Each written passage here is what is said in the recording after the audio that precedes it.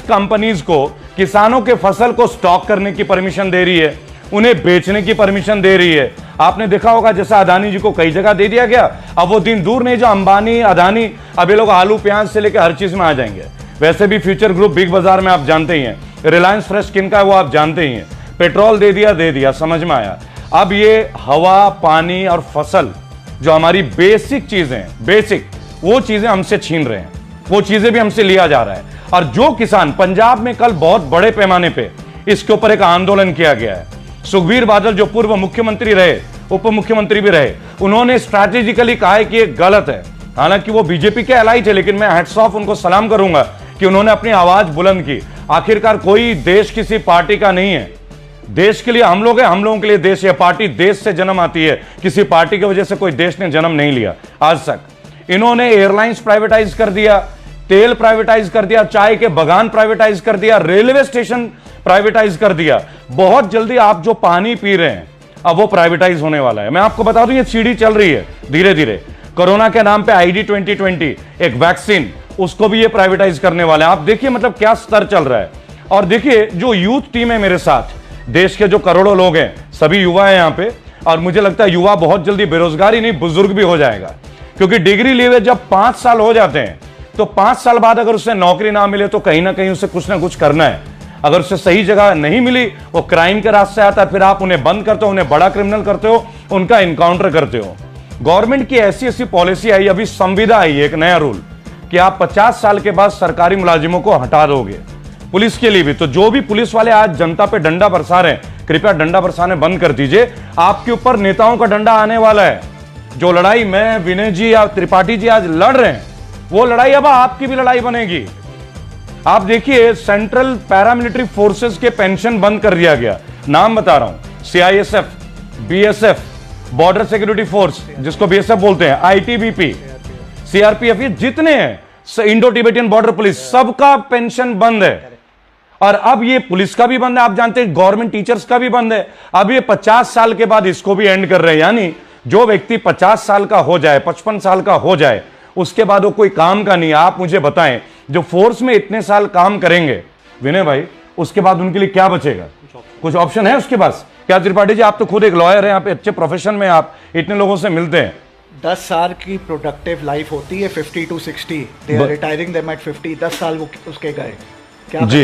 देखिए सर ने एक बात बोला कि 10 साल जी जॉबलेसनेस होगी जी, 10 साल की प्रोडक्टिव लाइफ है इन लोगों की, जो 50 से 60 का जो पीरियड है, और आपने उसी दौरान उनसे नौकरी छीन ली। जिस व्यक्ति ने 50 साल तक कोई काम किया, लगभग 25 साल में सिलेक्शन, 25 साल भी काम नहीं किया, आप उसे घर में बैठा दे रहे हो। नए सोर्स ऑफ इनकम क्या रहेगा? वो अपने बाल बच्चों को रिटायरमेंट के लिए तो छोड़िए, अपने बच्चों के फाउंडेशन के लिए क्या करेगा? 50 की उम्र में जॉब भी नहीं मिलती है प्राइवेट सेक्टर में, ठीक है जी। और ये भी समझिए 50 से 60 के पीरियड में वो बहुत विजडम गेन कर लेता है, एक्सपीरियंस गेन कर लेता है। वो एक्सपीरियंस यूज हो सकता है जी देश के लिए जी। आपने वो सारा बर्बाद कर दिया।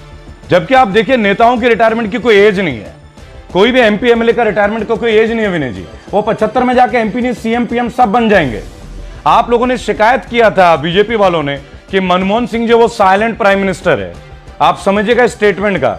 अनुपम खेर जी ने उनका बकायदा बहुत प्रॉपर एक्टिंग किया है। अनुपम खेर जी तैयार हो जाइए, अब आपको मोदी जी की एक्टिंग करनी है, क्योंकि आप तो वहां से भी कमा रहे हैं, आप तो यहां से भी कमा रहे हैं। हम लोग कहां जाएं? पहला, उत्तर प्रदेश गवर्नमेंट ने, अब मैं रिलेट करूंगा विनय जी के साथ एक इंसिडेंट का। आप सोचिएगा, हम लोग अपने बच्चों को बोलते हैं UPSC की तैयारी कीजिए, IAS बनिए, IPS बनिए, IFS बनिए, सो दैट आप अपने फैमिली का, गांव का, अपने खानदान का नाम रोशन करें। भाई साहब अभी गए थे संजीव भट्ट से मिलने के लिए, आप गए थे विनय जी? और इनके साथ पुलिस की पूरी टीम 500 किलोमीटर तक आई, गुजरात पुलिस की टीम, इन्हें उस गुजरात के बॉर्डर से बाहर करने में। ऐसे ही था विनय जी?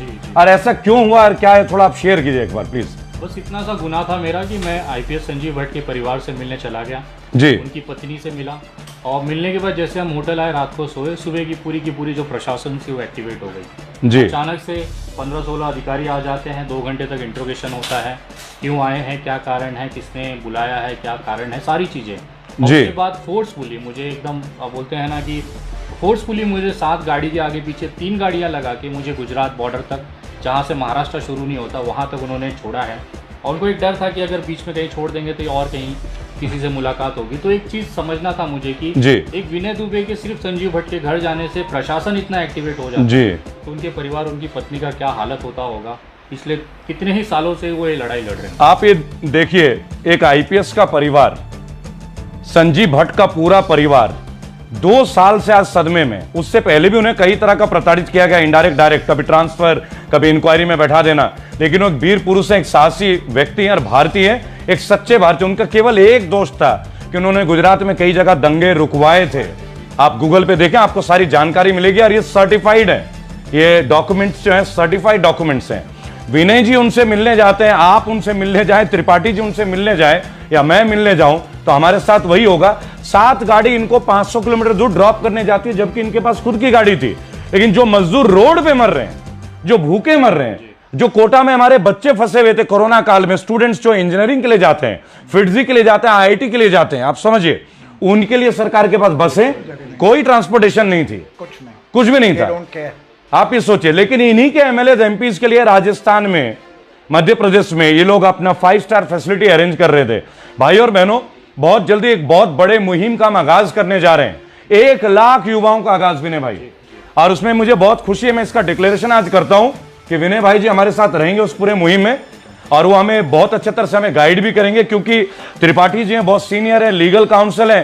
किसी भी संगठन को, किसी भी व्यक्ति को, अभी मैं एक व्यक्ति के तौर पे बात नहीं बोल रहा, क्योंकि हमारे यहां लाखों एक्टिविस्ट हैं, और जैसे विनय भाई कोशिश करते हैं, त्रिपाठी जी, हम लोग सब कोशिश करते हैं कि सारे एक्टिविस्ट एक कॉमन मंच पे आए, कॉमन मंच पे आके कॉमन कॉज के लिए फाइट करें। भाई मेरे भी 2 बच्चे हैं, भाई साहब के भी हैं, भाई साहब के भी हैं, उनके ब्रेड एंड बटर के लिए हमें किसी की सहायता की जरूरत नहीं, ना मोदी जी की, ना कांग्रेस की, ना किसी पॉलिटिकल पार्टी की। लेकिन देश में लाखों करोड़ों लोग हैं जो इंटरडिपेंडेंट है। वो माइग्रेंट, जिनको आपने माइग्रेंट बना दिया, अपने ही देश के मजदूर को आपने प्रवासी बना दिया। प्रवासी तो साइबेरियन पक्षियों के लिए होता था जो पानी के लिए इंडिया में आते थे। यही हमने पढ़ा था, यही हमने पढ़ा था।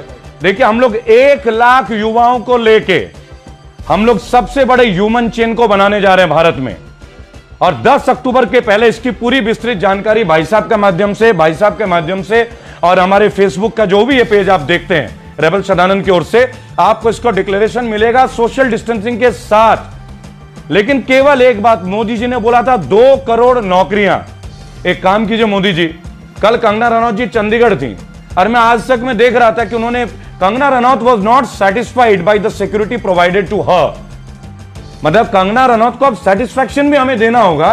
हमारे जीएसटी, हमारे टैक्स से जो सिक्योरिटी वालों को सैलरी जा रही है, अब कंगना रनौत को सेटिस्फैक्शन चाहिए कि वो जो गार्ड्स हैं, सिक्योरिटी जो उनके लिए गए हैं, जो हमारे वीर सैनिक हैं, आप सोचिए, हमारे वीर सैनिक गलगान घाटी में, कुपवाड़ा में, पुलवामा में, कश्मीर में, बांग्लादेश बॉर्डर में, हर जगह जाके नक्सलियों से भिड़ रहे हैं। वहां के बजाय हमें एक सुंदर एक्ट्रेस को उन्हें झेलना होगा। क्यों? क्योंकि उन्होंने मणिकर्णिका का तलवार उठा के वो मणिकर्णिका बन गई। भाई और बहनों, इस वीडियो में मैं एक बात पूछना चाहूंगा, उनके 4-5 पुराने पिक्चरें देख लीजिएगा एक बार, उनका ड्रेस कोड भी देख लीजिएगा एक बार। क्या तब वो एक्ट्रेस नहीं थी?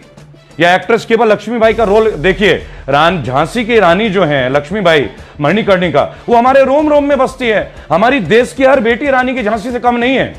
मैं खुद एक बेटी का बाप हूं, मैं उसे आत्मरक्षा सिखाता हूं, इसलिए कि जीवन की किसी भी परिस्थितियों में लड़ना एक भारतीय का फर्ज और कर्तव्य है, और दूसरों को सुरक्षा देना भी। इसके लिए हमें किसी एक्टर को देखने की आवश्यकता है क्या? क्या रानी लक्ष्मीबाई ने कोई मूवी देखी थी क्या? हॉलीवुड, टॉलीवुड, बॉलीवुड उन्होंने देखा था क्या? मुझे कल जया बच्चन जी की एक बात बहुत अच्छी लगी, जब उन्होंने बीजेपी के एक सांसद रवि किशन जी को बोला कि जिस थाली में आप खाते हैं, आप छेद करते हैं, आपको शर्म आनी चाहिए, आपको बॉलीवुड ने एक मुकाम दिया, और आप आके बोलते हैं बॉलीवुड ड्रग्स में। मुझे एक बात बताइए, सिगरेट क्या बॉलीवुड ने दिया है क्या? बीड़ी, खैनी, जर्दा, ड्रिंक्स, अल्कोहल क्या बॉलीवुड ने दिया है क्या? लोग अपने मर्जी से पीते हैं, अपने मर्जी से अपने शौक पूरे करते हैं। ये इंडिविजुअल कैरेक्टर है, आप अपना कैरेक्टर मजबूत कीजिए। इसके लिए आप किसी डिपार्टमेंट को, किसी इंडस्ट्री को तो ब्लेम नहीं कर सकते। लेकिन आजकल सारे मीडिया इन्हीं चीजों को दिखाएंगे कि एक व्यक्ति हमारे एक बंद आईपीएस के घर जाता है और उससे 7 गाड़ियां 500 किलोमीटर ड्राइव करके छोड़ने आता बॉर्डर तक, वो नेशनल मीडिया को नजर नहीं आता। हम जैसे एक्टिविस्ट सड़क पे मार दिए जाएं तो भी कोई नेशनल मीडिया नहीं आएगा। Thanks to all the YouTube channel, Youngistan, Pal Pal, news वाले, जितने भी, भारत 9, जितने देखिए, सबका नाम मैं नहीं जानता, बहुजन टीवी, लोकतंत्र, जितने भी चैनल हैं, मैं आप लोग को सैल्यूट करता हूं। मेरे भाई, मेरी बहनें, आप लोग जो काम कर रहे हैं, यूनिक काम कर रहे हैं, एटलीस्ट आप लोग हम एक्टिविस्ट की आवाज को जन जन तक पहुंचाने का बहुत बड़ा काम कर रहे हैं। मैं धन्यवाद दूंगा इस चीज के लिए। आज विनय दुबे भी जिस युद्ध को लड़ रहे हैं, आज हम सब एक कॉमन कॉज के लिए लड़ रहे हैं। जो प्लेटफॉर्म आज त्रिपाठी जी FFAR अपने चैनल के माध्यम से लोगों को जोड़ रहे हैं, वो केवल एक चीज के लिए। ये देश को 5 मुद्दे चाहिए, मैं आपको बता दूं। रोजगार नंबर 1, क्राइम फ्री होना नंबर 2। अगर आपने पेंशन बंद किया गवर्नमेंट एम्प्लॉइज का, MLA MP का भी पेंशन बंद कीजिए। अगर इनकम टैक्स हम दे रहे हैं तो गवर्नमेंट के जितने सिलेक्टेड पॉलिटिशियन है वो भी इनकम टैक्स पे करे। वो फ्री का क्यों खाए? वो कैंटीन में खाए 24 रुपए का चिकन और हम खरीदते हैं 450 रुपए का एक प्लेट। ये वेरिएशन नहीं चलेगा। वो रेट गरीबों के लिए, यानी पार्लियामेंट में जो जाता है वो गरीब है, और जो गरीब सड़क पे मर रहा है मजदूर, वो गरीब नहीं है। तो आपका जो पैमाना है गरीबी का, आप चेंज करना पड़ेगा। आप चेंज कर लें, नहीं तो हम चेंज करेंगे। 1 लाख यूथ के साथ फिर से, जैसे यंग बंगाल मूवमेंट हुआ था, जैसे फिर से 1857 का गदर हुआ था। मैं आपको एक बात बताऊंगा, हमने अंग्रेजों के खिलाफ गदर किया था, लेकिन इन्हीं जैसे पार्टी के लोगों ने वो गदर हिंदू और मुसलमान का बना दिया। एक्चुअल गदर तो हम अंग्रेजों से लड़े थे। लेकिन वही बात है, हिस्ट्री आज हम वो पढ़ते हैं जो हमें लिख के दिया गया, वास्तविक हिस्ट्री तो कोई पूछता ही नहीं। और मैं इस वीडियो के माध्यम से, जहां त्रिपाठी जी और विनय जी भी हमारे साथ बिल्कुल एकजुट होंगे, मैं एक बात पूछना चाहता हूं। मोदी जी ने बहुत सारे देशभक्तों की बात की थी, भाई ठीक है, महात्मा गांधी जी बहुत करीब थे कांग्रेस पार्टी के, नेहरू जी के बहुत करीब थे, पर वो देश के राष्ट्रपिता भी हैं। मैं एक बात पूछना चाहूंगा, अगर मोदी जी अन्य राष्ट्रभक्तों के लिए बहुत समर्पित थे, तो आज भी हम करेंसी में केवल गांधी जी की तस्वीर क्यों देखते हैं? हम भगत सिंह की क्यों नहीं देखते? हम अशफाकुल्लाह खान की क्यों नहीं देखते? हम मौलाना अबुल कलाम आजाद की फोटो क्यों नहीं देखते? हम नेताजी सुभाष चंद्र बोस की फोटो क्यों नहीं देखते? क्या इनको ये चीजें दिखती नहीं है?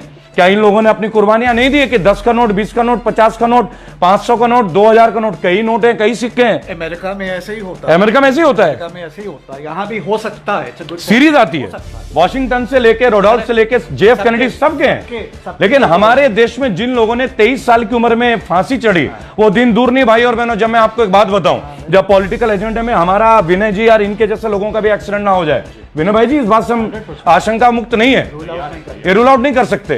क्योंकि आज देखिए हमारे घर तक नेशनल टीवी आ जाती है, फिर एक फोन उन पे आता है और वो टीवी चैनल गाड़ी लेके वापस चले जाते हैं। एक कुत्ता 3रे मंजिल से कूदता है, वो वायरल वीडियो होता है, लेकिन जो संजीव भट्ट से मिलने जाता है, केवल इसलिए कि सच्चाई की लड़ाई है, एक अधिकारी जो पीड़ित है। भाई और बहनों, इस वीडियो के माध्यम से एक ही बात बोलूंगा, फ्री संजीव भट्ट कैंपेन में आप लोग सब विनय जी को, हमारे पूरे टीम को सहयोग कीजिए। त्रिपाठी जी ने अपने मन से जो भी किया, सबको एकजुट किया। देखिए मुंबई से पुणे, दिल्ली, ये लोग किस तरीके से आ रहे हैं, क्यों आ रहे हैं, आप इस बात को समझिए। जय हिंद, जय भारत।